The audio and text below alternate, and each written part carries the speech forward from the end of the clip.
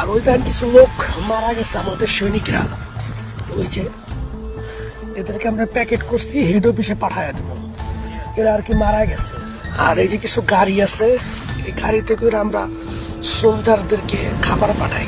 Russia Ukraine যুদ্ধের ভয়াবহতা বিশ্ব দেখছে প্রতিনিয়ত, কিন্তু আপনি কি জানেন এই যুদ্ধের বিভীষিকাময় চিত্র অন্যদের মতো বিশ্বকে দেখাচ্ছে এক বাংলাদেশি যুবক? হ্যাঁ, অবাক হলো সত্যি। রাজধানী ঢাকার কবি নজরুল গভর্নমেন্ট কলেজ থেকে পড়াশোনা করা সোহেল সর্দার নীরব নামের ওই যুবক এখন রাশিয়া ইউক্রেন ক্ষেত্রে এবং সেখান থেকে মোবাইলে ধারণ করা যুদ্ধের বাস্তব চিত্র তিনি তুলে ধরছেন সামাজিক যোগাযোগ মাধ্যমে। কিন্তু কে এই নীরব?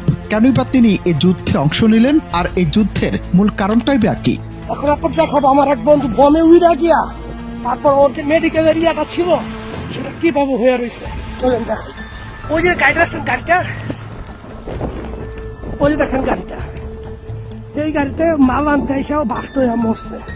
আর ওর যে মেডিকেলটা উইরা আইসা পড়ছে, এই যে দেখেন, এই যে প্রথমে স্বেচ্ছায় রাশিয়ার হয়ে যুদ্ধে অংশ নেয়ার জন্য আবেদন করেন সোহেল। রাশিয়ান সরকার তার আবেদন গ্রহণ করে তাকে তাদের সৈনিক হিসেবে নিয়োগ দেয়। আর তখন থেকে তিনি রণক্ষেত্রের ভয়াবহ অভিজ্ঞতা, ধ্বংসযোগ্য এবং যুদ্ধের কঠিন বাস্তবতা তুলে ধরছেন বিশ্ববাসীর সামনে। তার ভিডিওগুলো দ্রুতই ভাইরাল হচ্ছে, যা মানুষকে এই যুদ্ধের অমানবিক দিক সম্পর্কে নতুন ভাবে ভাবাচ্ছে। একদিকে প্রিয়জনদের নিরাপদ জীবনের আকাঙ্ক্ষা, অন্যদিকে নিজ দেশের প্রতি দায়বদ্ধতা। এমন এক কঠিন পরিস্থিতিতে নিজেকে আবিষ্কার করেছেন ভিন্নভাবে। আর এই যে কিছু গাড়ি আছে, এই গাড়িতে করে আমরা সোলজারদেরকে খাবার পাঠাই। আর ওই দেখেন কিছু লোক মারা গেছে আমাদের সৈনিকরা।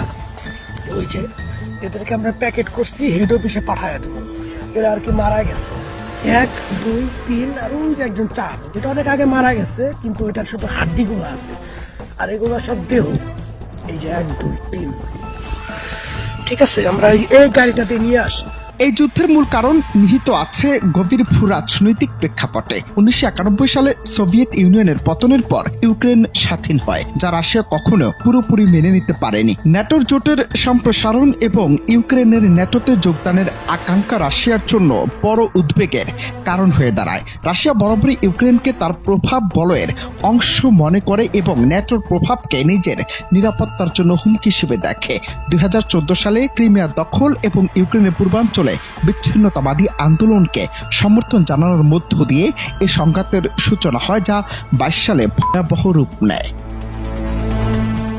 2022 সালের 24 ফেব্রুয়ারি শুরু হয় দীর্ঘস্থায়ী যুদ্ধে দুই পক্ষে অগণিত সৈনিক ও নিরীহ বেসামরিক নাগরিকের প্রাণহানি হয়েছে। হাজার হাজার বাড়ি ঘর